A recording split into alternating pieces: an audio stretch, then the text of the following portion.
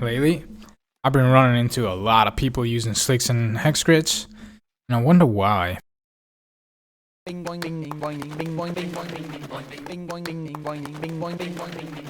Right. This has led to some discussions with viewers, streamers, and friends on which one of the two is the better armor. A lot of people pick the slick because of the higher durability, but it's not as straightforward as you might think.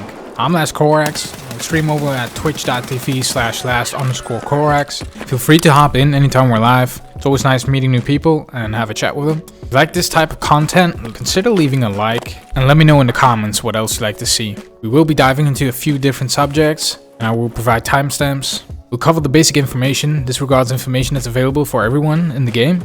The armor material and what it actually means for the armor. How to obtain the armor. Testing armor against ammo. We will be using the Battle Buddy app for this. The app is developed by Veritas and his community and it allows us to run a simulation where we can test how armor performs against bullets. Armors in future updates, because there is something that you have to consider when moving on with the game. And the final verdict. To start off with the basic information, we'll start off with a hex grid. It has 50 durability, it only covers the thorax, and it's armor class level 6. The material is ultra high weight polyethylene, and it also influences stats on your movement. Movement speed is -8%, change turning speed is 2%, and ergonomics is -1%.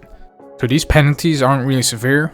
Let's take a look at the slick. As you can see, slick has 80 durability, also only covers the thorax, and is also level 6. Material is armor steel though, and the penalties are a little bit worse. Change to movement speed is -10, change in turning speed is -2, and ergonomics is -1%. I'm talking about what the armor materials actually mean. The slick with the armored steel has a 70% destructibility, where the hex grid has a 45% destructibility, which means that for every hit the hex grid takes, it loses less of its durability than the slick does. And they both have very good repairability, but as you can see, the hex grid loses less points of its maximum durability by repairing it than the slick. But the slick has way more points, so that in the end kind of evens it out. Now if we're talking about how to obtain these armors, like the fastest way is just buying them off a flea market. And while their price has been more closer to each other in the past, you can see the hex grid starts around 385k, where it has to be repaired though, and then starting at 430k when it has maximum durability. Keep in mind, these prices can change on the fly. Flea market can be pretty volatile at times, so these are the prices as of now, but even during the day they can fluctuate. Now if we take a look at the slicks, like they already start at maximum durability, but they are at least 70 to 80k more expensive. And seeing that there are even hex grids that you can get for cheaper because they're not that expensive to repair, I would say you're looking at a minimum of 100k difference in price. Now you can find these in the game as well. Raiders sometimes have them, and you can also find them in the big weapon crates. They are very rare to find in there, but it is possible, and I found one slick and one hex grid in those cases. Also, if you're running a scav case in your hideout, it is possible to get that from there. And what's more interesting to me are the barter trades. For the hex grid, you're gonna need 5 Shmaska, 5 Ushanka, and 5 round glasses. Now for one slick, you're gonna need 2 troopers, 2 Kadura, and 4 Aramids. So now that we know what we need, I've gone ahead and bought everything, and I'll be listing the prices I paid. Starting with the hex grid, we paid 37k for the Shmaska, 22k for each round glass, 17k for each Ushanka, which in total nets 400k, which is not that much cheaper than they actually go for on the flea market.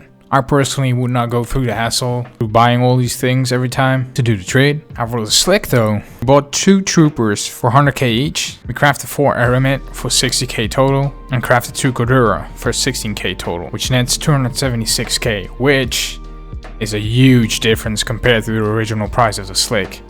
So the barter trade of the slick is definitely worth it. I've been doing it for quite a while now. You can trade both of these armors one time each per trader reset, and the slick one is the clear winner in the barter trade. But this also means that if you're bartering for a slick, it's actually a lot cheaper than the hex grid is. Now, as I said before, prices may vary depending on what day, what time of day, and where we are in the wipe. Troopers were more expensive before. They've gone up to somewhere around 130k. They are pretty cheap right now, but you definitely don't have to break your bank in order to wear level 6 armor. Because there's also level 5 armor that you buy for 200k. So I would say like the extra 70 to 80k for the slick is definitely worth it.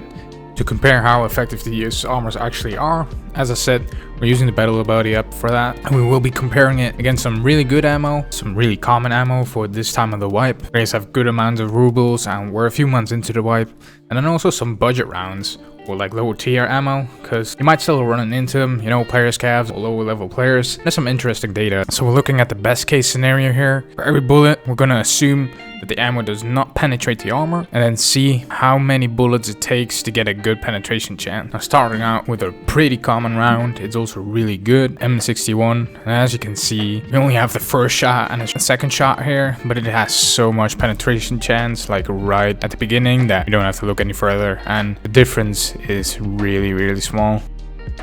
Now, with M995, you see that the first 2 bullets have a pretty decent chance of being stopped.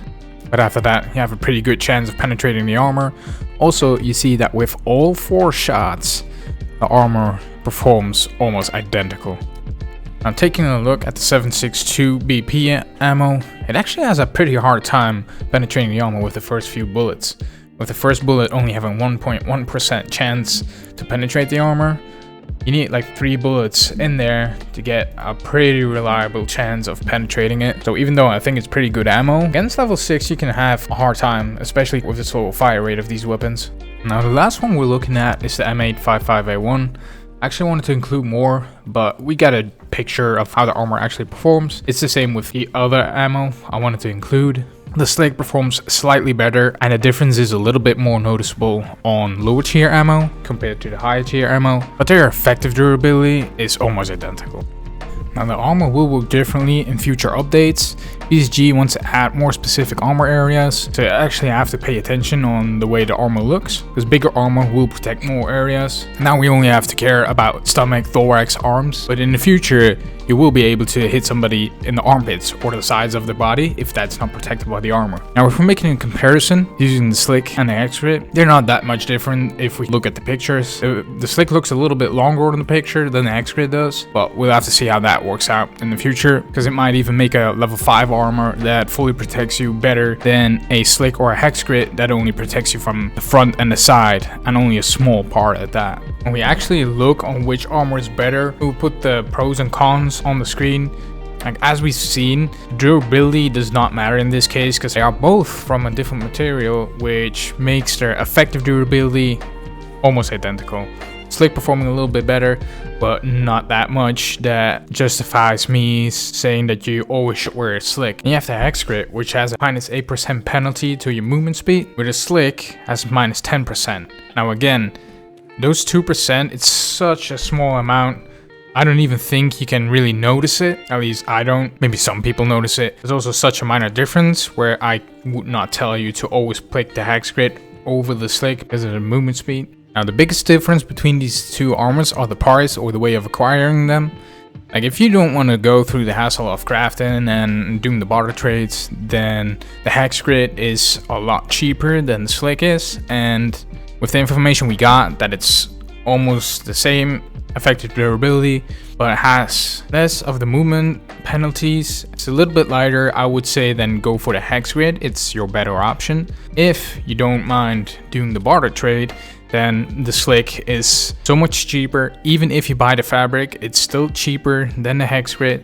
For me personally, the slick is the real winner here, and I'm gonna keep running it. Whenever I find a hexgrid, I don't sell it, I'll use it, but for me, the slick is the go-to armor.